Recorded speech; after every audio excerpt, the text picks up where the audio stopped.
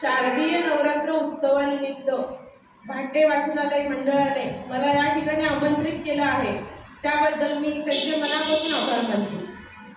आणि मुख्य करून मला इथे स्पंदनच्या अध्यक्षा स्नेहा आमरे मॅडम त्यांच्यामुळे मी आज इथे उपस्थित राहू शकली, त्यांचे सुद्धा मी मनापासून आभार मानते।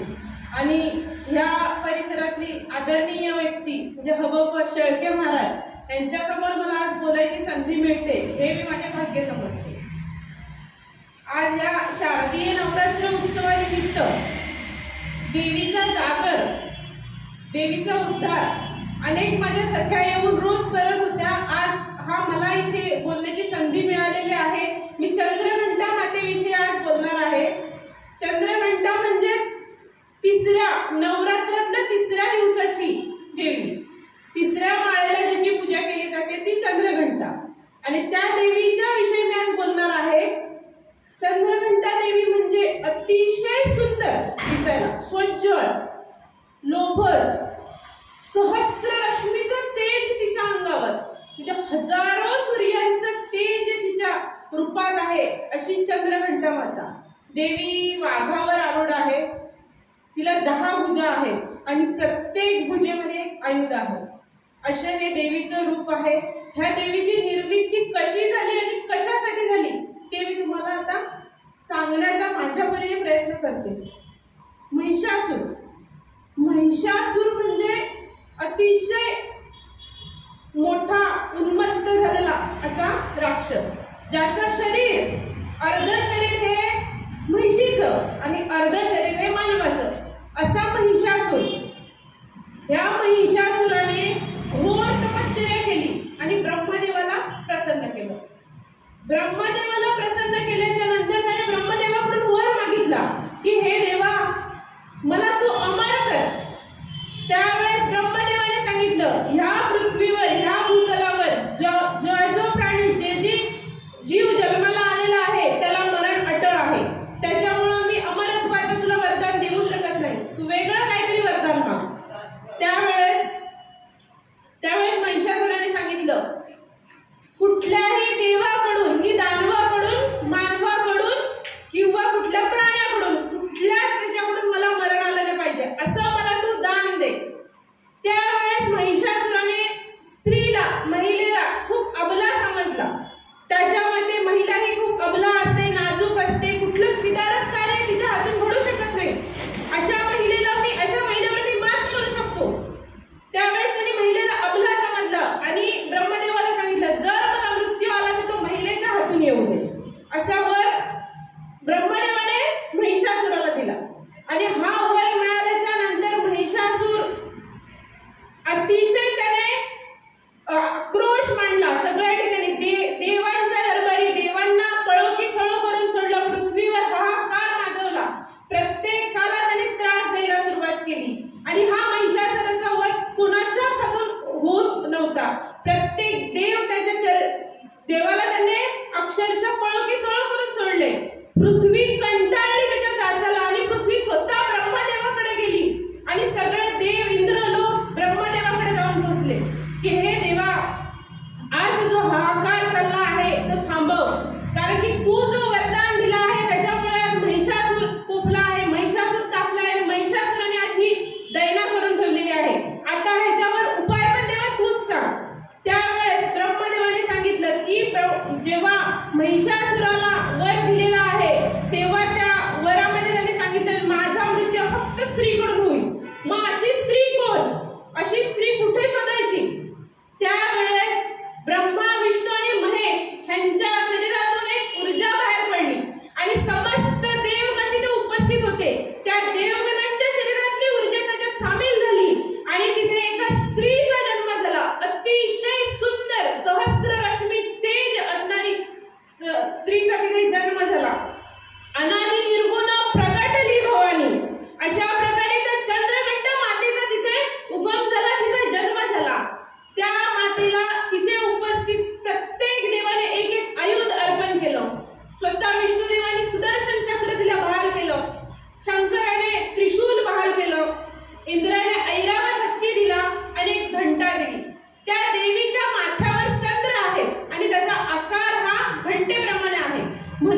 देवीचं नाव चंद्रघंटा म्हणून तिला ओळखण्यात आलं, तिला संबोधलं गेलं. अशा या चंद्रघंटा मातेला तिला तिचं कार्य सांगण्यात आलं आणि ती तिचं कार्य करण्यासाठी ती हिमालयात घनदाट अरण्यात निघून गेली. त्या अरण्यात असताना तिला मधु आणि कंटक या दोन राक्षसांच्या ती नजरेस पडली आणि ते दोन राक्षसांनी तिचं जे रूप पाहिलं त्यांच्या मनात लालसा निर्माण झाली, लोभ निर्माण झाला. आणि अशी सुंदर स्त्री जर महिषासुराची पत्नी झाली तर त्रैलोक्याची ती राणी होईल, कारण की तेव्हा महिषासुराचं त्रैलोक्यावर राज्य होतं. त्यावेळेस त्या मधु आणि कंटकाने जो तो निरोप आहे तो महिषासुरापर्यंत नेऊन पोहोचवला आणि महिषासुराला सांगितलं की हे स्वामी, तुम्ही त्रैलोक्याच्या तिन्ही लोकांचे राजा आहात आणि तुमच्या समोर तुम्हाला शोभेल अशी स्त्री त्या हिमालयातल्या घनदाट अरण्यात आहे. ती तुमची जर पत्नी झाली तर त्रैलोक्याची राणी होईल. तिचं वर्णन त्या राक्षसांच्या तोंडून ऐकून महिषासुराला पण तिची लालसा निर्माण झाली. महिषासुराला तिच्याबद्दल मोह निर्माण झाला आणि महिषासुराने ते मधु आणि कंटकला तिला आणण्यासाठी पाठवले. ज्यावेळेस मधु आणि कंटक त्या ठिकाणी जाऊन पोहोचले आणि तिने आवाज दिला, हे सुंदरी, तू इथे या जंगलामध्ये काय करत आहेस? तू आमच्या स्वामिनी हो, या त्रैलोक्यावर राज करशील. त्यावेळेस देवीने त्यांना उत्तर दिलं, जो कोणी माझ्याशी बाहुयुद्ध करेल, जो बाहुयुद्ध करून मला हरवेल त्याचा मी पती म्हणून स्वीकार करतो. हे देवीने आव्हान दिल्याच्या नंतर मधु आणि कंटक युद्धाला तयार झाले. घनघोर युद्ध झालं.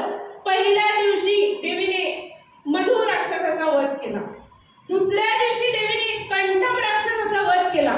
आणि ही बातमी जेव्हा महिषासुराला कळाली, महिषासुराच्या मते मधु आणि कंटक हे अतिशय शूर असे राक्षस होते. त्यांचा पराभव एका स्त्रीने केला, म्हणजे ती स्त्री कशी असेल, त्यासाठी त्यांनी चंडमुंड ह्या दोन राक्षसांना पाठवले.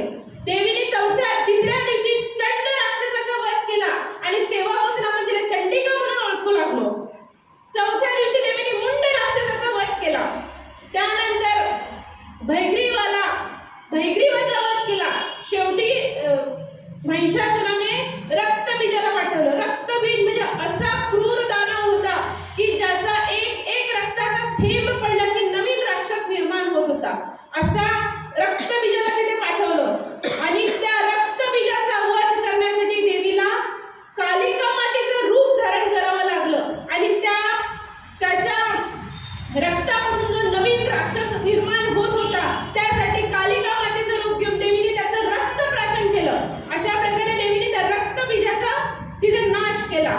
ही जेव्हा सगळी बातमी महिषासुराला समजल्याच्या नंतर महिषासुर 9व्या दिवशी महिषासुर स्वतः देवीच्या समोर आला आणि महिषासुराला ज्यावेळेस महिषासुराचा आणि देवीचा युद्ध होणार त्यावेळेस समस्त देवलोक हे युद्ध पाहण्यासाठी तिथे उपस्थित होता. प्रत्येकाच्या मनात भीती होती, काय होईल, कारण की महिषासुर सुद्धा अखंड त्रैलोक्यावर राज्य करणारा तो आणि समोर कोण आहे तर एकटी देवी.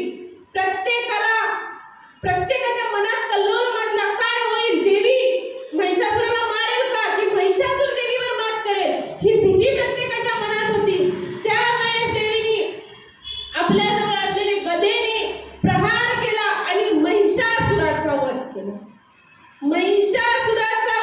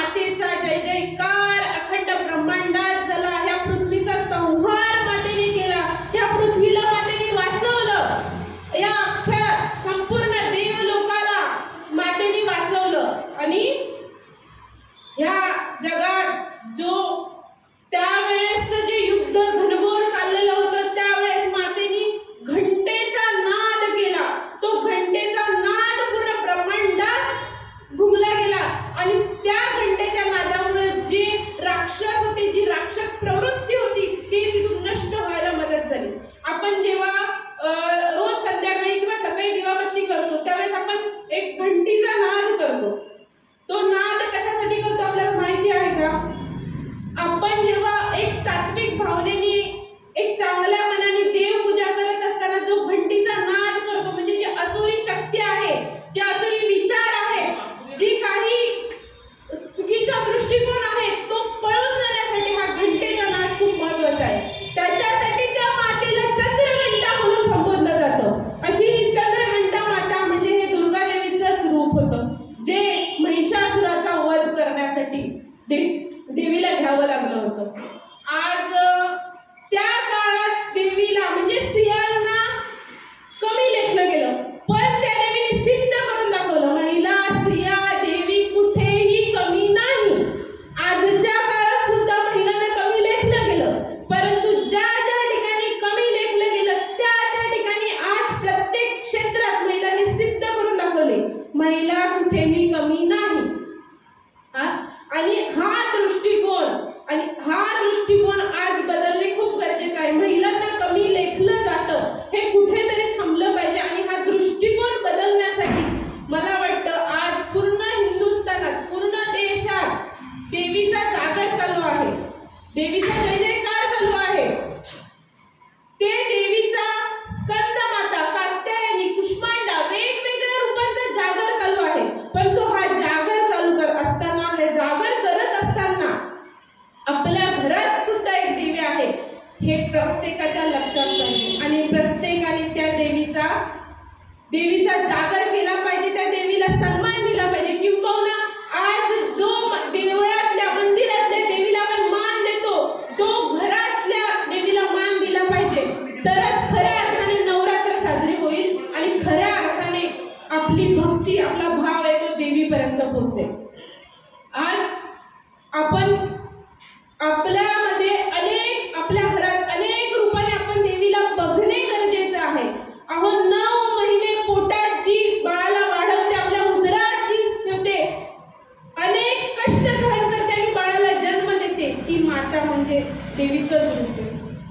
लहान भावाला हाताला पकडून सगळीकडे फिरवते, वेळ आला तर आपला खाऊ त्याला देते. आपल्या घरातली बहीण म्हणजे देवीचंच रूप आहे.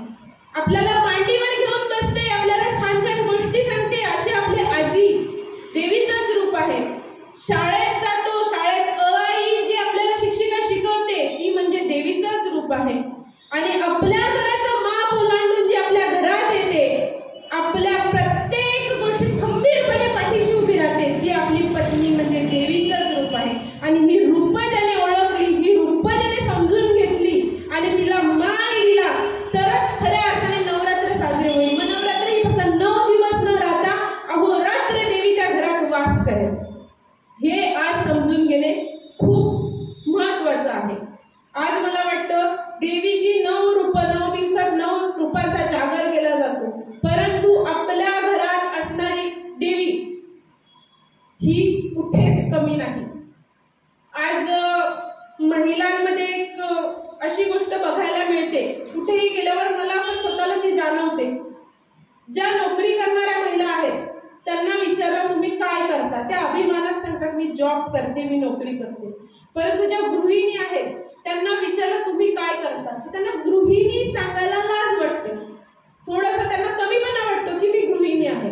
पण मला असं वाटतं की ह्या देशात किंवा जगाच्या कानाकोपऱ्यात नोकरी करण्यासाठीचं जे लागणारं शिक्षण आहे ते प्रत्येक ठिकाणी मिळतं आणि ते शिक्षण घेऊन आपण नोकरी नक्कीच करू शकतो. परंतु आदर्श गृहिणी बनवण्यासाठी मला वाटतं जगाच्या पाठीवर अशी एकही संस्था नाही की जिथे आदर्श गृहिणी बनवली जाते. ते प्रत्येकीच्या रक्तात असायला लागतं. म्हणून मला वाटतं गृहिणी म्हणून घ्यायला कधीच कोणाला लाज वाटली नाही पाहिजे. आणि आज ती गृहिणीची व्याख्या जर करायची झाली तर जी आपला माहेरचा वैभव घेऊन जे आपला माप ओलांडून सासरी येते ती वैभव लक्ष्मी, आलेल्या गेलेल्यांचा प्रत्येकाचा मान ठेवते ती ऐश्वर्य लक्ष्मी, अगदी ओठापासून पोटापर्यंत जाऊन काळजाचा ठाव घेते ती अन्नपूर्णा लक्ष्मी, आपल्या मुलाबाळांचा व्यवस्थित सांभाळ करते ती स्कंद माता लक्ष्मी, मुलांना प्रकाशाचा मार्ग दाखवते ती विजयालक्ष्मी, जी वृद्धांचा, घरातल्या वृद्धांचा आदर करते, त्यांची काळजी घेते, ती आदिलक्ष्मी. ही रूपं आहेत, ही आपल्या एका घरात आपल्या महिलांमध्ये आपल्याला बघायला मिळतात. आणि ही सगळी रूपं जी घेऊन पै जमून जी धनाचा व्यवस्थित वापर करते, ती आपल्या घरातली धनलक्ष्मी. ही सगळी रूपं आपल्या ह्या गृहलक्ष्मीच्या ठायी आहेत. आणि ही गृहलक्ष्मी जर सुखी असेल तर सगळं घर सुखी असेल. म्हणून मला असं वाटतं की नवरात्राचा जागर करत असताना, देवीचा जागर करत असताना आपल्या घरातल्या लक्ष्मीला कधीच कोणी विसरलं नाही पाहिजे. आणि आपण जर उपास तापास करतो, नवरात्र बऱ्याच जणांचे कठोर उपवास असतात, अगदी चप्पल पण काही जण घालत नाही, पण ते 9 दिवस झाल्याच्या नंतर अगदी 10व्या दिवशी जर तुम्ही घरातल्या लक्ष्मीला त्रास देता, मग देवी प्रसन्न होईल का? होईल का देवी प्रसन्न? आज एका बाजूतून आपण देवीचा जागर करतो, उदो करतो, आणि त्याच देवीला दुसरी बाजू बघायला गेलं तर अगदी उदरातच त्या मुलीचा गर्भ आहे म्हणून तिथेच मारला जातो. मग देवी प्रसन्न होईल का? एका देवीची तुम्ही हत्या करताय, देवी तुम्हाला कधीतरी माफ करेल का? आज समाजात अत्याचार उकळलेला आहे. आणि परिस्थिती बघायला गेला तर आज त्याच्यामध्ये महाराष्ट्रात अशा काही घटना घडतात, महाराष्ट्रात किंबहुना पूर्ण देशात एक एक गोष्ट अशी आपल्याला कानावर येते. आज इथे बलात्कार झाला, आज त्या ठिकाणी अत्याचार झाला. का हा सगळा फोपावलेला आहे अत्याचार? तर दृष्टिकोन जो माणसांचा स्त्रियांकडे बघण्याचा आहे तो बदलणे आज काळाची गरज आहे. आणि तो बदललाच पाहिजे, तर खऱ्या अर्थाने ती देवीची पूजा होईल, खऱ्या अर्थाने तिथे देवी प्रसन्न होईल. मग मला असं वाटतं आपल्या घरातल्या मातेला, आपल्या घरातल्या पत्नीला, आपल्या घरातल्या बहिणीला खऱ्या अर्थाने देवी म्हणून बघायला तुम्ही ज्या दिवशी सुरुवात कराल ना, त्या दिवशी ते संस्कार आपल्या लहान बाळांवर होतील, आपल्या पुढच्या पिढीवर होतील. आणि ती पिढी उद्याला जाऊन तसंच आचरण करेल आणि आदर्श पिढी निर्माण व्हायला मदत होईल. आणि एक आदर्श पिढी जेव्हा निर्माण होईल ना, तेव्हा त्यांचा स्त्रियांकडे बघण्याचा दृष्टिकोन बदलेल. आणि ह्याची सुरुवात आता या क्षणापासून जर झाली तरच पुढचं शक्य आहे. अन्यथा पुढची परिस्थिती खूप वाईट असणार आहे, खूप वाईट असणार आहे. म्हणून मला असं वाटते आज देवीचा जागर करत असताना आपण सगळ्यांनी देवीकडं, मला वाटतं देवीला जो आपण प्रणाम करतो, जे दंडवत घालतो, तो देवीकडे खरोखर पोचला पाहिजे. असं जर आपल्याला वाटत असेल तर आपण ही सुरुवात स्वतःपासून करायला पाहिजे आणि त्या देवीचा उदो करायला पाहिजे. संत कालिदासांनी देवीचा महिमा अगदी 14 श्लोकांमध्ये वर्णन केला आहे. अतिशय सुंदर, ऐकण्यासारखा तो महिमा. मी एकच श्लोक इथे बोलून दाखवण्याचा प्रयत्न करतो. ऐगिरी नंदिनी नंदित मेदिनी विश्वविलासिनी नंदपुते गिरिवरवरद शिरोदिनी निवासिनी विश्वविनोदिनी नंदपुते भगवती ऐगिरी कंठ निवासिनी भूरि कुटुंबिनी भूरि कुते जय जय हे महिषासुर मर्दिनी त्र्यंबकगंधिनी शैलसुते जय जय हे महिषासुर मर्दिनी रम्यकपर्दिनी शैलसुते जय जय हे महिषासुर मर्दिनी रम्यकपर्दिनी शैलसुते. हे पर्वतावर राज करणारी, हे पर्वत कन्या, हे पार्वती माते, ह्या जगाला विलास देणारी तू आहेस, ह्या जगाचं कल्याण करणारी तू आहेस, ह्या विष्णूला प्रसन्न करणारी तू आहेस, या नीळकंठाची पत्नी तू आहेस, महिषासुराचं मर्दन करणारी तू आहेस. या जगाला तुझ्या आशीर्वादाची गरज आहे. हे शैलसुते, हे पर्वत कन्या, तुझ्या चरणी माझा सादर. एवढे बोलून मी माझे 2 शब्द सांगतो.